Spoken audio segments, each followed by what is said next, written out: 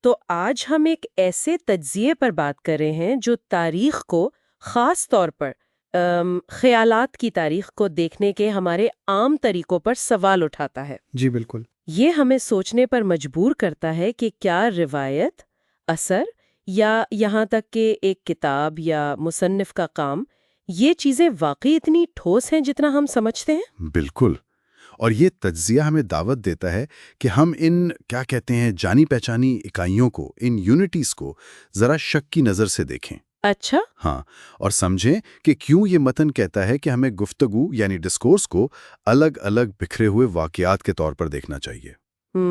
اس سے تاریخ کو سمجھنے کا پورا انداز بدل سکتا ہے اصل میں۔ دلچسپ۔ تو شروع کرتے ہیں۔ یہ جو تصورات ہیں جنہیں متن چیلنج کرتا ہے، جیسے روایت، اثر، ترقی، زمانہ کی روح، ان میں کیا خرابی ہے؟ مطلب یہ تو عام استعمال ہوتے ہیں۔ دیکھیں، خرابی یہ ہے کہ یہ سب تصورات تاریخ کو اصل سے زیادہ ہموار اور یکساں دکھاتے ہیں۔ اچھا، ہموار؟ جی، روایت ہمیں یہ بھلا دیتی ہے کہ ہر نئی چیز اپنے آپ میں کتنی منفرد ہوتی ہے۔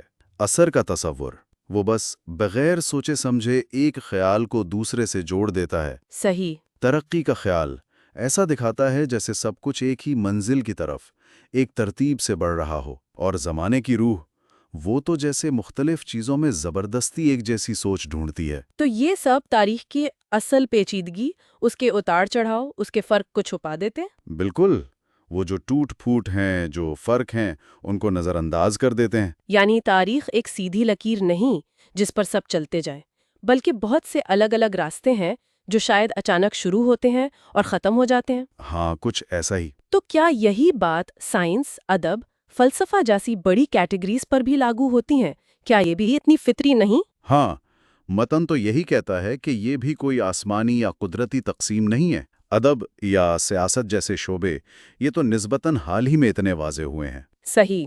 پرانے وقتوں پر انہیں اسی طرح لاگو کرنا یہ بات کی سوچ ہے۔ اصل میں یہ خود بھی بات چیت کے نظام یعنی ڈسکورس کا حصہ ہیں جن کا تجزیہ ہونا چاہیے۔ انہیں بس حقیقت مان لینا ٹھیک نہیں۔ اچھا، لیکن جو بات مجھے سب سے حیران کن لگی وہ کتاب اور مصنف کے مجموعی کام یعنی اوور، اس پر سوال اٹھانا ہے۔ مطلب ایک کتاب تو ہمارے ہاتھ میں ہوتی ہے، یہ ایک واضح چیز کیوں نہیں؟ دیکھیں، کتاب کا کاغذ اور جلد میں بند ہونا ایک ظاہری بات ہے نا؟ جی۔ لیکن کیا ایک شعری مجموعے، ایک ناول اور ایک سمجھیں ریاضی کی کتاب کی واحدت ایک جیسی ہے؟ نہیں، وہ تو الگ ہیں۔ بالکل۔ ہر کتاب دوسری تحریروں اور جملوں کے ایک بڑے جال، ایک نیٹ ورک کا حصہ ہے۔ اس کی حدیں اتنی واضح نہیں جتنی لگتی ہیں۔ وہ دوسرے متنوں کے حوالے سے ہی تو معنی رکھتی ہے۔ اور مصنف کے سارے کام کو ایک اکائی سمجھنا، وہ تو اور بھی پیچیدہ ہے۔ کیا اس میں صرف چھپی ہوئی کتابیں شامل ہیں؟ یا کچے مسودے، نوٹس، ذاتی خط، وہ سب بھی؟ جی۔ اور کیا مصنف کا نام، جیسے نیٹشے کا نام، اس کے فلسفے کے ساتھ جتنا وزن رکھتا ہے اتنا ہی اس کی لانڈری لسٹ کے ساتھ بھی رکھے گا؟ ظاہر ہے نہیں۔ تو یہ مان لینا کہ ایک شخص کی لکھی ہر چیز اس کی گہری سوچ کا حصہ ہے، یہ خود ہماری ایک تشریح ہے، ایک انٹرپریٹیشن ہے۔ یہ کوئی پہلے سے طے شدہ حقیقت نہیں۔ ایک منٹ، لیکن مصنف کی ساری تحریروں کو ملا کر پڑھنا یہ تو تحقیق کا ایک ضروری حصہ سمجھا جاتا ہے نا؟ کیا یہ تجزیہ اسے مکمل طور پر غلط کہہ رہا ہے؟ نہیں، دیکھیں، مکمل طور پر غلط نہیں کہہ رہا، بلکہ یہ کہہ رہا ہے کہ مصنف کو مرکز بنا کر سب کچھ سمجھنے سے پہلے ہمیں یہ دیکھنا چاہیے کہ یہ مصنف کا تصور خود کیسے بنا اور یہ کیا کام کرتا ہے۔ اچھا۔ یہ ایک طریقہ ہے چیزوں کو جوڑنے کا، لیکن شاید واحد یا سب سے قدرتی طریقہ نہیں۔ ٹھیک ہے، تو اگر ہم ان سب مانوس اکائیوں، روایت، اثر، کتاب، مصنف، ان کو فی الحال ایک طرف رکھ دیں تو پھر تجزیہ کریں کیسے؟ متبادل کیا ہے؟ واقعہ؟ جیسے کوئی حادثہ؟ ہاں، یا کوئی سائنسی دریافت، مطلب ایک اکرنس۔ سوال یہ نہیں کہ کہنے والے کا مطلب کیا تھا یا کن اصولوں کے تحت کہا گیا، بلکہ سوال یہ ہے کہ یہ خاص بات اسی وقت اسی انداز میں کیوں سامنے آئی؟ اچھا، کیوں ظاہر ہوئی؟ جی، کن حالات نے اسے جنم دیا، اس کی حدود کیا تھیں، یہ کن دوسری باتوں کے ساتھ جڑی تھیں اور کن باتوں کو اس نے شاید ناممکن بنا دیا۔ اسے ہی متن گفتگو کا واقعہ یعنی ڈسکرسو ایونٹ کہتا ہے۔ اس طرح دیکھنے کا فائدہ کیا ہے؟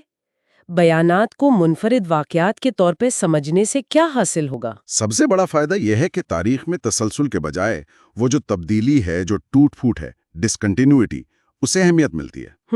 ہم ان باتوں کے درمیان نئے تعلق دیکھ پاتے ہیں جو شاید الگ الگ لوگوں نے الگ الگ وقتوں میں کہی ہوں۔ اچھا؟ اور ہم باتوں کا تعلق صرف کہنے والے کی نفسیات سے نہیں جوڑتے، بلکہ اس وقت کے سماجی، معاشی یا تکنیکی حالات سے بھی جوڑ سکتے ہیں۔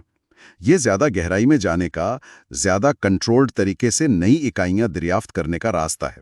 تو خلاصہ یہ ہوا کہ ہمیں چیزوں کو گروہوں میں بانٹنے کے اپنے فطری لگنے والے طریقوں پر غور کرنا چاہیے، جی چاہے وہ روایت ہو، مصنف ہو یا کوئی ادبی قسم، جی اور اس کے بجائے ہر بیان کو اس کے اپنے خاص تاریخی لمحے میں ایک واقعے کے طور پر دیکھنا چاہیے۔ بالکل۔